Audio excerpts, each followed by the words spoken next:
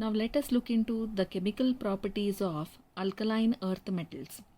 Now these alkaline earth metals are said to be less reactive than that of alkali metals, and this reactivity increases on going down the group. Okay, now first we'll consider reactivity towards air and water.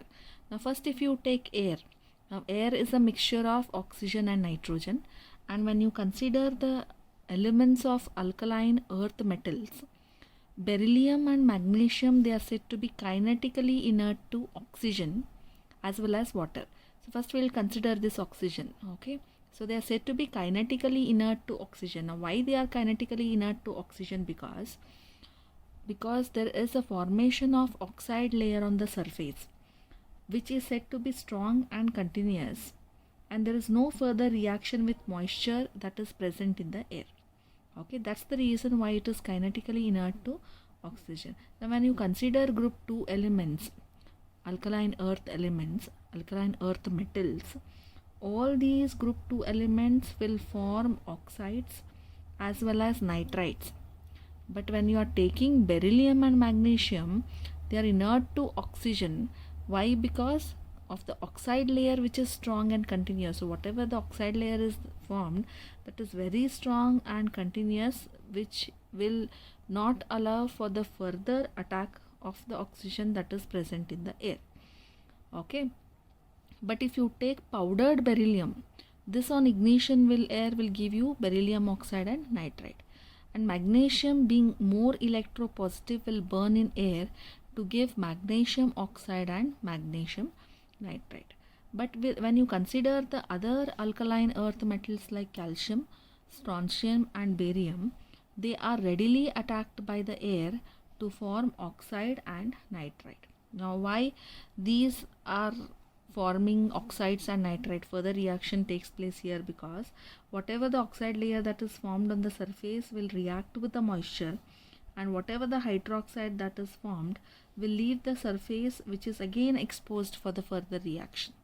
Okay, so when you consider water, okay, so reactivity towards water, if you consider beryllium and magnesium, if you take, they do not react with water because of the protective layer of oxide on the surface. So they don't react with the water because of the layer of oxide that is formed on the surface, whereas calcium, strontium and barium react with the water to form hydroxides.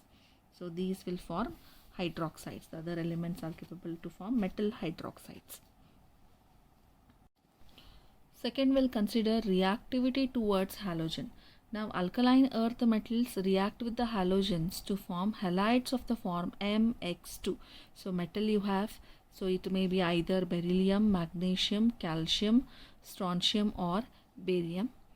X2 is your halogen. It may be either fluoride, chloride, bromide or iodide.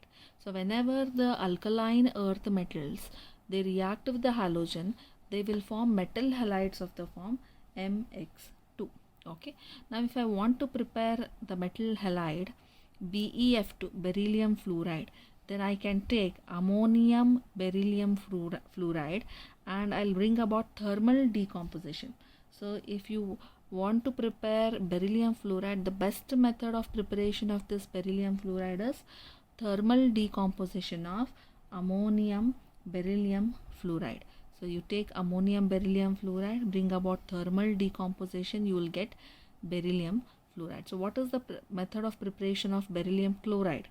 So you can just heat beryllium oxide with chlorine in the presence of carbon. So take beryllium oxide, treat it with chlorine in the presence of carbon, you will get beryllium chloride. So these two are the halogens what you have for its preparation. So beryllium fluoride and beryllium chloride. Next reaction is reactivity towards hydrogen. So all the elements of group 2 except beryllium combine with hydrogen on heating to form hydrides of the form MH2. So you have a metal, alkaline earth metal, you treat it with hydrogen, you will get metal hydride. Okay, so if I want to prepare beryllium hydride, it can be prepared by the reduction of beryllium chloride with lithium aluminum hydride. So you take beryllium chloride, treat it with lithium aluminum hydride, you will get beryllium hydride. Okay, so next reaction what you have is reactivity towards acids. So alkaline earth metals will react with the acids with the liberation of hydrogen.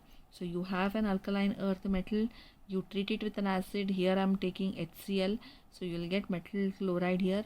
Hydrogen gas is liberated. So whenever these alkaline earth metals react with hydrogen, they generally liberate hydrogen gas. Next is the reducing nature. Now, like alkali metals, alkaline earth metals are also said to be strong reducing agents. Okay, so it is acting as a strong reducing agent because alkaline earth metals have got low ionization enthalpy. Now, because of its low ionization enthalpy, they have strong tendency to lose their valence electrons and thus behave as a strong reducing agents. Now, this is indicated by their large negative values of reduction potential. So on the basis of reduction potential, you can tell that they are acting as a strong reducing agents, and this reducing character increases down the group. So it will increase down the group from beryllium to barium because ionization energy tends to decrease, so reducing character increases. So beryllium has got a less negative value compared to the other alkaline earth metals, but however its reducing nature is due to these three factors. Okay, so although beryllium has got a less negative value compared to the other alkaline earth metals, its reducing nature is due to, first thing is its small size. So beryllium ion is smaller in size.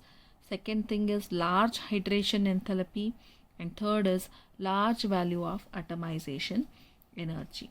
Now, as we all know that reducing nature is due to high hydration enthalpy associated with the small size of beryllium ion and large value of atomization energy.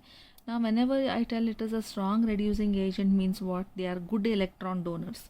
Okay, they have got a large negative value of reduction potentials, and these reduction potential depends on enthalpy of atomization, it depends on its hydration enthalpy, it depends upon ionization energy as well.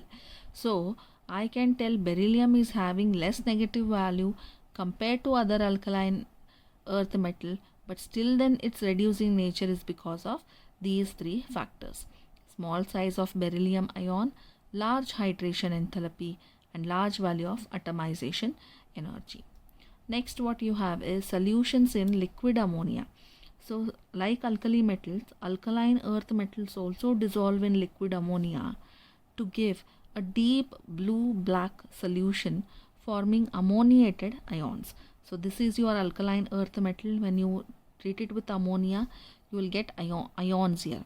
Now, as because your alkaline earth metals are said to be having an oxidation state of +2, so you have an ammoniated ions formed.